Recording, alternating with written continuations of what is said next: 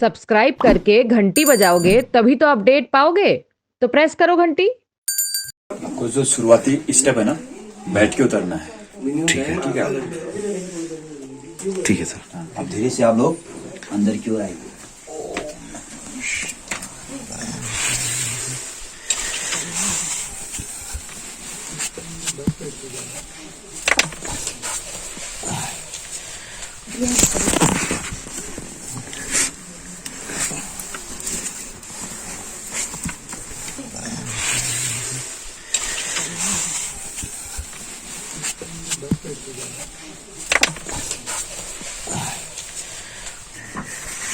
ये जो गहराई है ना इस पाताल की, हाँ। ये 90 फीट गहरी है।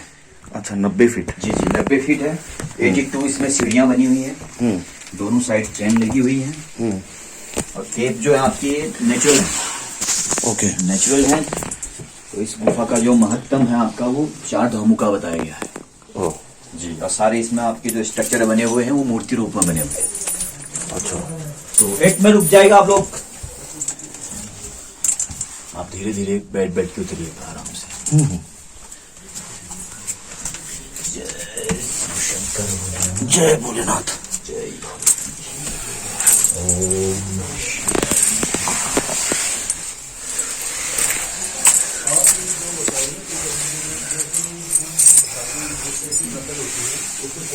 आगे से सर बैठ के उतरना है। हाँ सर। हाँ बैठ के आराम से।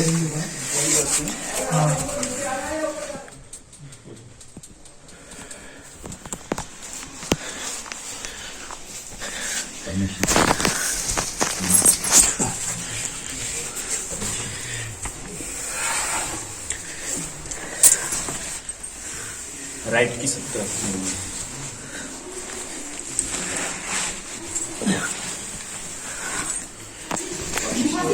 आप सर यहाँ से हम आपको इसका इतिहास बताएगा। आप देखिए सर, हम 90 फीट पाताल में पहुंचे हैं आप लोग। तो यहाँ से जो है 100 मीटर की जो है दायरे में आप लोगों को दर्शन करना है। तो इसके अंदर जो चीजें हैं वो कुदरती बनी हुई हैं। तो इसका महत्तम 4 धामों का है। स्कंद पुराण मानस खंड में है इसका वर्णन। तो बताया गया कि इस पाताल में सबसे पहले हम जो है शेषनाग के दर्शन करते हैं। तो आप ये ठीक सामने में जो फन देख रहे हैं आप, ये शेषनाग का फन है। ये जो दिख रहा है आपको शेषनाग का फन। और ऐसे ही फिर यात्रा का जो आरंभ है उनके मुंह के अंदर से है। तो आप ऐसे अंदर की ओर आइए। ऐसे आपको अंदर की ओर आना है इस तरफ को। अब ये जो आप दिख रहे हैं आपको ये आकृतियां, ये शेषनाग की जो है विष ग्रंथियां हैं। थोड़ा सा ऊपर की तरफ फोकस कीजिएगा इस साइड में। ये उसकी विष थैली है, यानी कि पोजन का तल है यहाँ पे, जहां उसका पोजन रहता है शेषनाग का। तो ऐसे आप धीरे से फिर इस तरफ को आएंगे।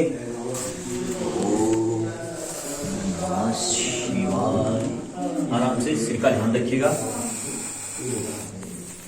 आप देखिए सर, जमीन पे यहाँ पे जो एक पत्ते की आकृति में बना हुआ स्थान है, ये हवन कुंड है, जहां पे राजा परीक्षित के बेटे जन्मेजय ने नाग यज्ञ किया था।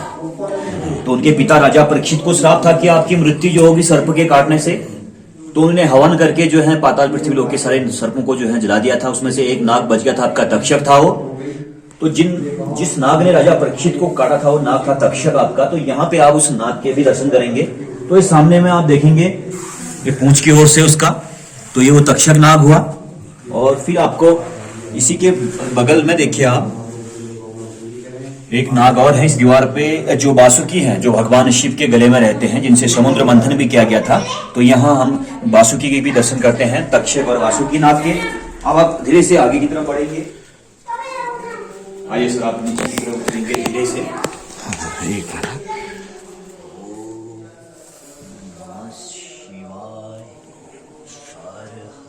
तो आप यहाँ से देखिए सर, जो हम आगे की ओर बढ़ेंगे वो शेषनाग के शरीर के ऊपर चलता है। तो गर्भ में ही सारी सृष्टि है पाताल में बनी हुई। तो पैरों के नीचे जो स्ट्रक्चर देखेंगे आप, शेषनाग की जो है बॉडी है। यहाँ थोड़ा झुक गया है।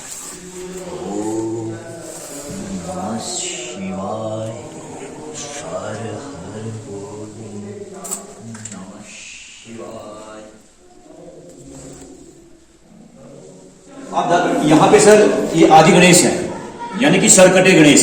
जब भगवान शिव ने क्रोध मार के गणेश जी का सर काट दिया था, तो उनको जीवनदान देने के लिए जो है अमृत दिया गया था, यानी कि कटे हुए धड़ का अभिषेक हुआ था।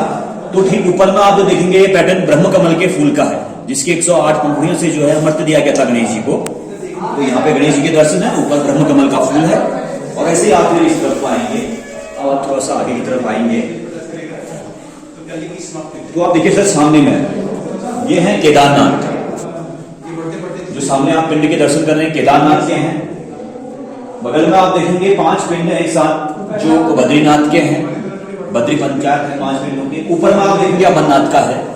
अमरनाथ के सामने आप देखेंगे गुफा भी है अमरनाथ की। तो इस पाताल में दर्शाया गया कि तीनों के दर्शन जो हम लोग एक ही स्थान में कर लेते हैं, केदारनाथ के और बद्रीनाथ अमरनाथ के। सामने जो इस दीवार पे देख रहे हैं आगे जगहें हैं अमरनाथ की, तो अमरनाथ की जगहें और तीनों के दर्शन जो है हम उनके एक स्थान पे दिए गए हैं। आइए सर अब यहाँ पे देखिए सर सामने में ये जो जीवा बाहर की ओर देख रहे हैं आप, ये है काल भैरव की जीव, यानी कि भगवान शिव का ही जो है दूसरा अवतार है ये काल भैरव के रूप में।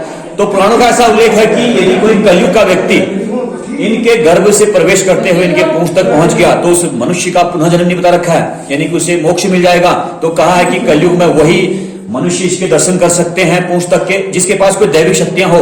अन्यथा कलयुग में मनुष्य का प्रवेश करना, पूंछ तक जाना वो निषेध है, क्योंकि पूंछ का कोई अंत नहीं बता रखा कि पूंछ कहां तक गई हुई है। तो ये भगवान शिव का वो अवतार है काल भैरव के रूप में। फिर आप देखेंगे भगवान शिव की झोली सामने स्थान पे जो देख रहे हैं आप, ये भगवान शिव की झोली है। और इस स्थान पे आप देखेंगे भगवान शिव का आसन बना हुआ है, जो एक पैर की प्रतिमा में बना हुआ है। शिवासन है भगवान शंकर का, जहां वो बैठ के अपना ध्यान करते थे। तो ऐसे ही थोड़ा आगे की ओर आएंगे आप। अब देखिए सर ठीक सामने में जो इस दीवार पे मूर्ति आप देख रहे हैं, ये पाताल भुवनेश्वरी देवी की है, जिनके गले में धनुष तीर, उनका खड्ग है। सामने शेर की मुंह की प्रतिमा है जो उनकी सवारी है। तो इस देवी जो थी पाताल की 4 द्वारों की रक्षक थी। तो बताया गया कि उन 4 द्वारों में से 2 द्वार बंद हो चुके हैं आपके, और 2 द्वार खुले बताए गए हैं। तो पहले ही द्वार से हमने प्रवेश करना है। जो प्रथम द्वार होगा वो धर्म का है, जिस द्वार से हम अंदर की ओर जाएंगे। तो यहाँ पे पाताल देवी के दर्शन करके हम धर्म द्वार से अंदर की ओर बढ़ेंगे। धर्म का द्वार है जिसमें आप लोग प्रवेश कर रहे हैं अंदर की तरफ।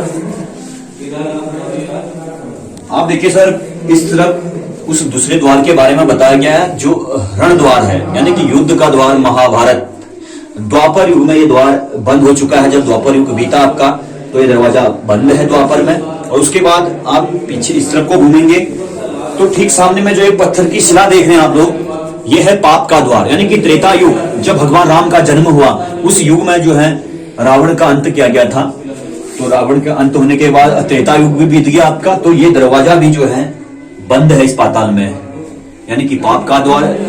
और चौथा जिस द्वार से हम लोग बाहर की तरफ प्रवेश करेंगे मैन शक्तिपीठ की तरफ, तो ये मोक्ष का द्वार है। हम धर्म से मोक्ष की ओर जा रहे हैं और लौटते समय फिर हम मैन शक्तिपीठ के दर्शन करने के बाद इन द्वारों की पुनः परिक्रमा नहीं की जाएगी। तो हम दूसरी ओर से परिक्रमा करेंगे। यहाँ आप लोग सर झुका के बाहर की तरफ आएंगे।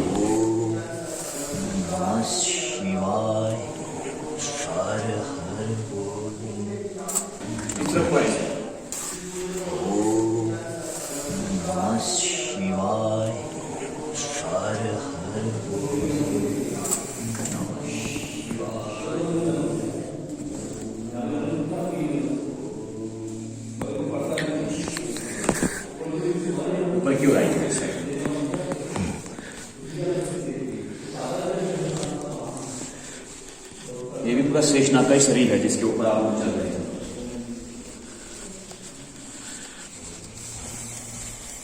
अब यहां से सर आपको सामने की ओर देखना है। आप ठीक सामने में आप जो सामने एक पेड़ जैसा दिख रहा है आपको, तो ये कल्प वृक्ष का पेड़ है जो समुद्र मंथन के उन 14 रत्नों से निकला था। तो कुछ रत्न उनमें से देवताओं को मिले थे, कुछ असुरों के पास गए थे, तो वे देवराज इंद्र के पास था। तो यहाँ पे हम कल्प वृक्ष के पेड़ के दर्शन करेंगे। और उसके बाद इस पाताल लोक से एक रास्ता है जिसके पौराणिक मान्यताएं हैं कि वो मार्ग इस पाताल लोक से कदली वन की ओर जाता है, जहाँ पे भीम और हनुमान जी भी मिले थे। तो हनुमान जी की पूंछ जो है भीम नहीं उठा पाए थे, तो वो मार्ग भी है, मगर रास्ते कलयुग के लिए बंद बताए गए हैं। तो आप सीधे स्ट्रेट की तरफ देखेंगे, एक गुफा जाती है यहाँ से पाताल से, तो ये वो मार्ग है। फिर ये रास्ते जो है कलयुग के लिए बंद बताए गए हैं, जिन रास्तों का आदि अंत नहीं बता रखा है। फिर यहीं पे आप देखेंगे दीवारों में छोटी छोटी गुफाओं की कांद्राएं बनी हैं जो सप्त ऋषि आश्रमों के नाम से हैं। 7 आश्रम बने हुए इसमें छोटे छोटे। तो 7वीं जो गुफा का दृश्य सामने पे है आपका, तो ये है ऋषि मार्कंडे हैं, जिनके अंदर में आपको जो काली छाया दिखती है पिंड की, ऋषि मार्कंडे की है, जिन्होंने इस पाताल में 1000 वर्ष तक तपस्या की थी। बाहर की तरफ जो देख रहे हैं आप, उनका आसन है जो बाहर की ओर झुका हुआ है। तो यहाँ ऋषि मार्कंडे के दर्शन करने के बाद आप सामने की ओर घूम जाएंगे अपने स्थान से। ठीक है। आप यहाँ पे देखिए सर, ठीक सामने आप ऊपर फोकस करेंगे कैमरा का, तो ये जो सिंगल आप नीचे की ओर देख रहे हैं ना झुका हुआ, ये थन है गाय का, कामधेनु का। कामधेनु गाय भी जो थी आपकी ये समुद्र मंथन से निकली थी, तो इस गाय का एक ही थन था। तो उस थन से जो है दूध की धाराएं बहती थी, जो व्हाइट धाराएं दिख रही हैं आपको, इन धाराओं से वो दूध बहता था। मगर ये दूध कलयुग में अदृश्य है, यानी कि कलयुग में जल के रूप में गिरता है। तो आज भी आप देखेंगे उन धाराओं से जल गिरता है। तो ये जल की जो बूंदें बन रही हैं, जिस स्थान पे जल का अभिषेक है, ये ब्रह्म कपाली है, जहां पे केवल पिंडदान दिए जाते हैं, जिन्हें लोग करने अपने पूर्वजों का हरिद्वार, गया, पुष्कर इन स्थान में उनका पिंडदान तर्पण करते हैं। तो यहाँ के भी लोग करते हैं। तो ये मेन स्थान जो है पिंडदान का है, जहाँ केवल पिंडदान दिए जाते हैं। तो ये ब्रह्म कपाली में पिंडदान होते हैं।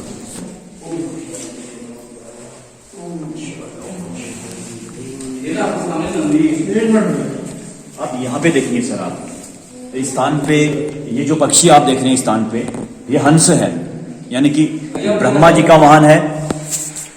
तो इस पाताल लोक में हंस को जो था सप्त अमृत कुंडों की पहरेदारी में रखा गया था कि आप इस अमृत की देखरेख करेंगे। जिस अमृत का पान केवल देवता लोग करते थे, तो उनके अलावा इस अमृत को कोई पिए ना। तो हंस को पहरेदारी में रखा गया था कि आप इसकी रखवाली करेंगे। तो हंस ने ही उस अमृत को जो है पीने का प्रयास किया, उसे जूठा कर दिया था। तो भगवान शिव ने उनको श्राप दे दिया। उसी कारण ये जो आप उनकी मुंह का हिस्सा उल्टा दिख रहा है आपको, मुड़ा हुआ, तो इस श्राप भी था हंस यहाँ पे।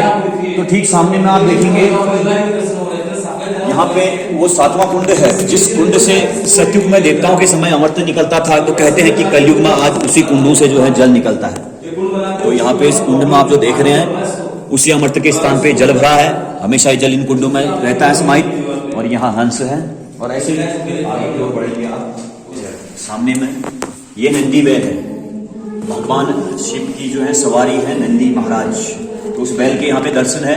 सामने ये विशाल जो प्रतिमाएं हैं, भगवान शिव की जटाएं हैं। जब भगवान शिव ने अपनी जटाओं में गंगा भागीरथी को समाया था, तो इन जटाओं से जल, गंगा जो बहती हुई गंगा जल बहता हुआ जिस पिंड के ऊपर जल का अभिषेक हो रहा, तो ये भगवान शिव का जो है नर्मदेश्वर रूप है, जिनके आधे अंग में जल का अभिषेक है और आधा अंग जो है सूखा है। यदि हम उस स्थान पे जल का अभिषेक भी करते हैं, तो आधा अंग हमको सूखा मिलता है उस स्थान पे। और छोटी छोटी जो ये प्रतिमाएं आप लोग देख रहे हैं स्थान पे पिंड रूप में, ये 33 कोटि जो है देवी देवताओं के पिंड रूप में दर्शन है। और सामने विश्वकर्मा जी की हाथ की प्रतिमा है, जिनके द्वारा इस कुंड का निर्माण हुआ था द्वापर में पांडवों के लिए। तो इस कुंड में समाया हुआ जो जल है, ये गंगा का है। और उसके बाद थोड़ा सा हम आगे की तरफ बढ़ते हैं, तो सामने में आप देखेंगे यहाँ पे इन जटाओं के पास में जो मूर्ति है राजा भगीरथ की है, जो अपने पूर्वजों के लिए गंगा लाए थे देवलोक से।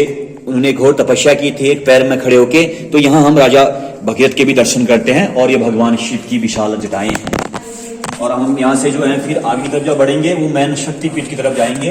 तो आप धीरे से फिर आगे की तरफ बढ़ेंगे। शिवाय हर हर नमः शिवाय।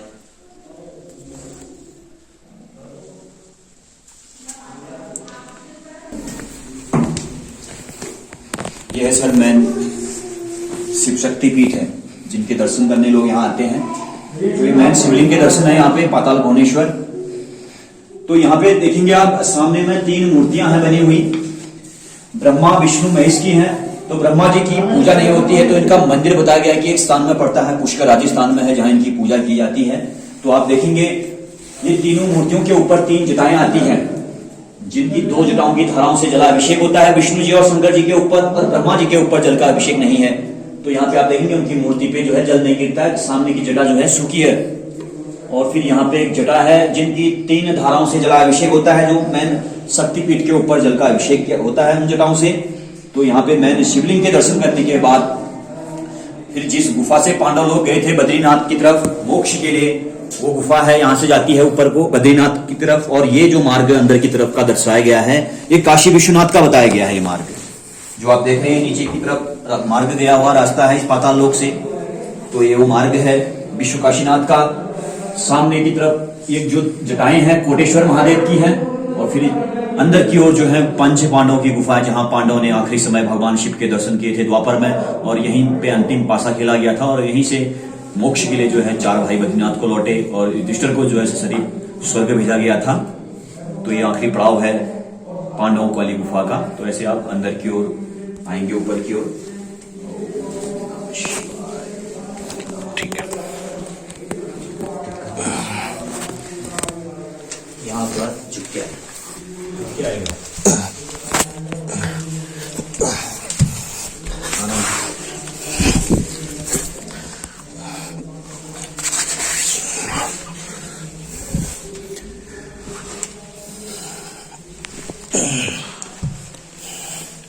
ये गुफा है सर पंच पांडवों की। अब यहाँ से हम जो सीढ़ियां चढ़ के चढ़ेंगे ऊपर, तो ये पंच पांडवों के दर्शन है। यहाँ पे शिव पार्वती पांचों पांडवों ने अंतिम पासा खेला था इस स्थान पे, और यहीं से चार भाई लौटे मोक्ष के लिए बद्रीनाथ की तरफ, और युधिष्ठिर को जो है सशरीर स्वर्ग भेजा गया था। तो आप धीरे से ऊपर की ओर बढ़ेंगे।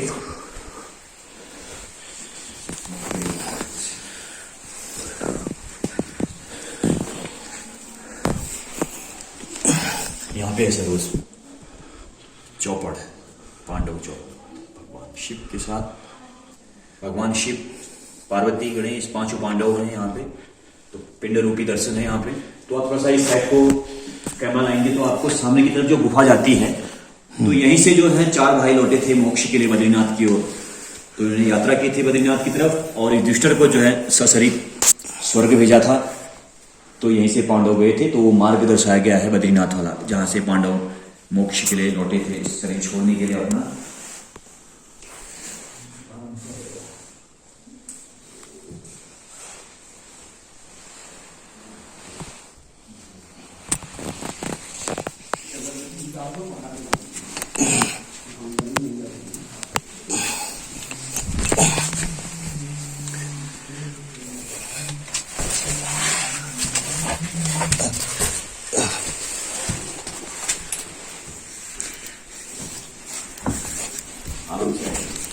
जय भोलेनाथ। अब आइए सलाम आइए। हाँ। ओम नमः शिवाय। हर हर बोल नमः शिवाय। ओम नमः शिवाय।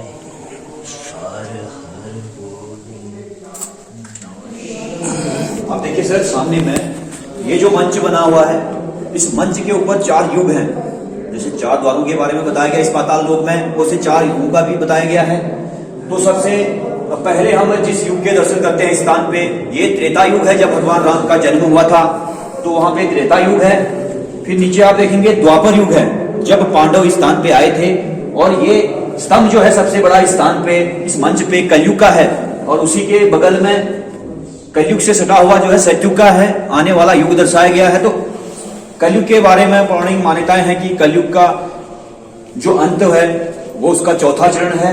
तो कलयुग अपने प्रथम चरण पे है, इसका फिर चौथा जब इस ब्रह्मांड को छुएगा तब सृष्टि का अंत और विनाश होगा। तो ये कलयुग का स्तंभ 1000 वर्ष में जो है एक ही बार बढ़ता है। तो फिर सतयुग का आरंभ होगा। फिर सामने आप जो गुफा देख रहे हैं, आगे जाके ये गुफाएं भी बंद है। जिस गुफा का इस पाताल लोक से महत्तम इस रास्ते का बताया गया था, सेतु बंधु रामेश्वरम का, जो आपका दक्षिण भारत साउथ में पड़ता है, जहां भगवान राम ने लंका में जाने के लिए सेतु बांध बांधी थी। तो ये वो मार्ग है, मगर रास्ते फिर धीरे धीरे कलयुग में जो है इस पाताल लोक में सारे बंद बताए गए हैं। तो ऐसे ही आप चार युग के दर्शन करने के बाद आगे की तरफ को बढ़ेंगे।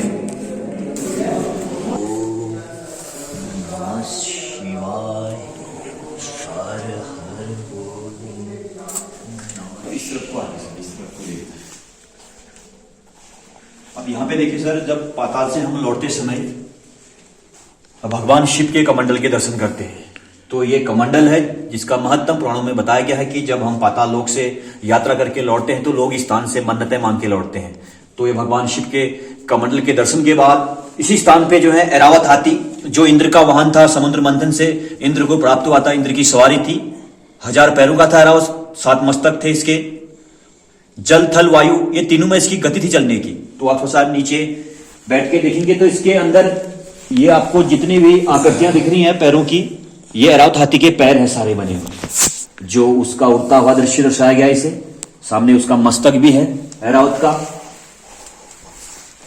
दांत कान है, उसका माथा है सामने की तरफ, और इसके भीतर जितने भी आपको ये पैर दिखेंगे ऐरावत के 1000 पैर हैं ये सारे बने हुए। तो पाताल के आखिरी दर्शन हम कमंडल और ऐरावत हाथी के करते हैं, फिर यहीं से अपनी यात्रा इस पाताल लोक की संपन्न करके जो है फिर बाहर को प्रस्थान करते हैं। तो यहाँ पे यात्रा पूर्ण मानी गई है पाताल लोक की। आते समय सर ध्यान से आएगा। बिल्कुल सर।